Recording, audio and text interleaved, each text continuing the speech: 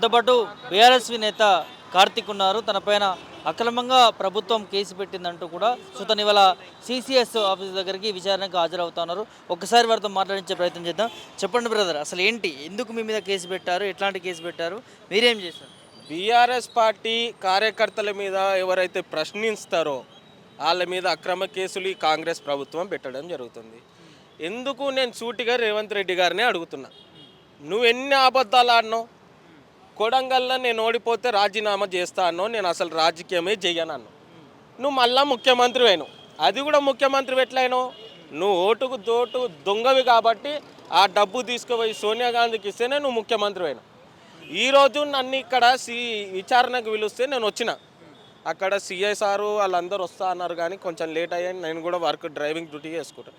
ఒకటి నేను సూటిగా రేవంత్ రెడ్డి గారికి ఏం చెప్తున్నా, ఎవరైతే ప్రశ్నిస్తారో బీఆర్ఎస్ కార్యకర్తలు వాళ్ళకి నోటీస్ ఇవ్వడము, వాళ్ళని భయప్రాంతులు చేయడం. నా ఫోన్ లేదు, నా భార్యకు ఫోన్ చేసి ఇబ్బంది చేయడం, రాత్రి 9:30 10 గంటలకు నీ భర్తను తీసుకొని వెళ్ళిపోతామంటే యాజ్ నా భార్య కూడా ఇబ్బంది పడుతుంది.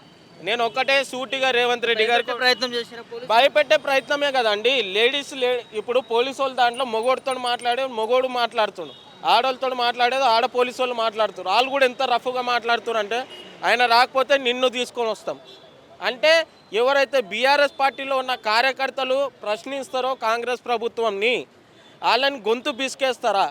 రేవంత్ రెడ్డి గారికి నేను సూటిగా చెప్తున్నా, నీకు దమ్ముంటే నేనేం తప్పు చేసినావు సూటిగా చూపెట్టండి. నేను తప్పు చేయలేనని నేను ఒప్పుకుంటున్నా. నువ్వు ఎన్ని తప్పులు చేసినావు నేను ప్రూవ్ చేస్తా. నువ్వు ఒక ముఖ్యమంత్రి అని మేము విలువించి మాట్లాడుతున్నాం. మాజీ ముఖ్యమంత్రి వర్యులు కేసీఆర్ గారు తెలంగాణ పార్టీ కార్యాలయంకి ఒక్కసారి వస్తేనే మీ ఉత్తమ్ కుమార్ రెడ్డి ప్రెస్ మీట్ పెట్టిందంటే అర్థం చేసుకోండి కేసీఆర్ పవర్ ఎంత ఉందో తెలంగాణ రాష్ట్రంలో. 33 జిల్లాలలో రైతులు ఎట్లా చచ్చిపోతుర్రు, ఇక్కడ విద్యార్థులు ఎట్లా చచ్చిపోతారు, అవన్నీ లేదు. మన్మడు ఒక ఫుట్బాల్ ఆడడానికి ఎక్కడి నుండో ఆ మిషిని గిసిని తెచ్చి 200 కోట్లు లాస్ చేసినావు. అవే 200 కోట్లు పెట్టి ఇక్కడ డెవలప్ చేస్తే నీ పేరు గుర్తింపు ఉంటుండే కదా. నేను అవే మాట్లాడుతుంటే మా గొంతు బిస్కాలని చూస్తున్నారు రేవంత్ రెడ్డి ప్రభుత్వం. అంటే ఎందుకు కేసు పెట్టారు, మీరు ఏ అంశం మాట్లాడారు? అంటే నాకు ఒక ట్యాగ్ వచ్చింది, పార్టీ నుండే వచ్చింది. ఏమని వచ్చిందంటే, ఇప్పుడు పార్టీ నుండి నేను ఎగ్జాంపుల్ పార్టీ నుండి ఒక మిస్టేక్ ఆయన మాట్లాడినది మేము ట్యాగ్ చేసినాం. ట్యాగ్ చేస్తే కింద నేను సబ్జెక్ట్ పెట్టిన, బీఆర్ఎస్ పార్టీ మళ్ళీ 3 ఏళ్లలో బీఆర్ఎస్ పార్టీ రావడం జరుగుతుంది, ఈ ముఖ్యమంత్రిని బొంద పెడతానని చెప్పిన. నేనన్నా బొంద పెడతా అని చెప్పిన. బీఆర్ఎస్ పార్టీ కార్యాలయంలో బొంద పెడతాము రేవంత్ రెడ్డిని అన్న.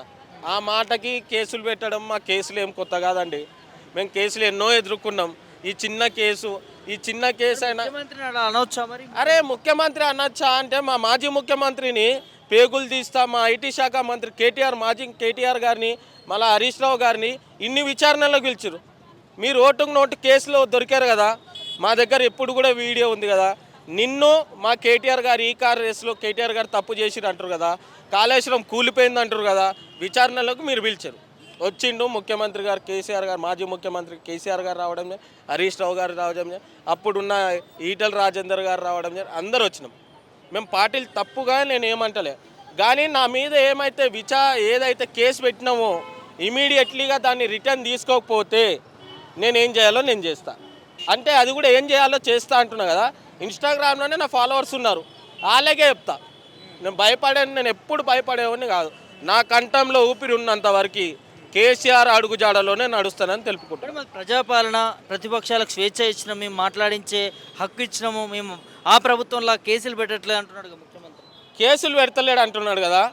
ఫ్రీ బస్ అని మేము ఒక రోజు ప్రోగ్రామ్ చేసినాం, కేటీఆర్ గారు రావడం జరిగింది, హరీష్ రావు గారు రావడం జరిగింది, అందరూ వచ్చారు కదా. వచ్చినప్పుడు పొద్దునేమో మంచిగా అన్నీ చేసుకొని ప్రోగ్రాంలు చేసుకొని అంటారు. 1:30 దాటిందనుకో, ఆడ లేడీస్ అని చూడరు, మొగోళ్ళని చూడరు, ఎత్తి ఒక గొర్రెని బర్రెని వేసినట్టు వేస్తున్నారు. అంటే మళ్ళీ బీఆర్ఎస్ ప్రభుత్వం రావడం జరుగుతుందండి. ఏ ఊరికి వెళ్ళినా, ఏ పల్లెకి వెళ్ళినా, చిన్న పిల్లలకు అడిగినా, చిన్న మన్మరాళ్ళకి అడిగినా కేసీఆర్ తాత కావాలి అని కోరుకుంటారు. రేవంత్ రెడ్డి ఇది ఏం లేదండి. ఈరోజు కూడా ఈ 67 టైమ్స్ ఇప్పుడు కూడా ఢిల్లీకి పోతున్నాడు. CWC మీటింగ్ ఉంది. ఏం చేస్తురండి ఢిల్లీకి పోయి? ఏం తెచ్చిరండి తెలంగాణ?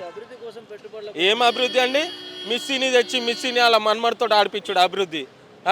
లేవో మిస్ వరల్డ్ వాళ్ళని తెచ్చి కేసీఆర్ కట్టిన ఆనవాళ్ళు చెడిపేస్తా అన్నావు. కేసీఆర్ తెచ్చిన ఆనవాళ్ళే కదా నువ్వు చూపెట్టింది. తిరుపతిలో ఇక్కడ నుండి పెద్దవాళ్ళు వెళ్ళలేకపోయిన పరిస్థితిలో ఉన్నప్పుడు టీటీడీ దేవస్థానంని అంత అభివృద్ధి చేసినాం. చిన్న తిరుపతి అంటున్నాం మేము, అంత డెవలప్ చేసినాం. నువ్వు రేవంత్ రెడ్డి ఏం డెవలప్ చేసినావు నేను సూటిగా అడుగు.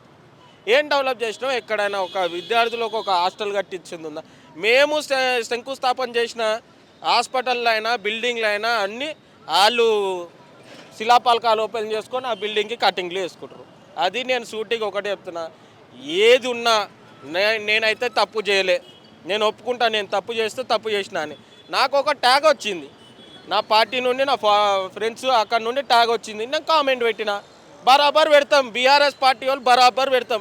మేము ఉద్యమం చేసిన వాళ్ళం అండి. ఈయన లెక్క మేము టీడీపీలో ఉండి వెన్నుపోటు పొడిచి కాంగ్రెస్లోకి వచ్చిన వాళ్ళం కాదు. మేము సత్యంత వాళ్ళం కేసీఆర్ గారు వెంబడే ఉంటామని కోరుకుంటాం.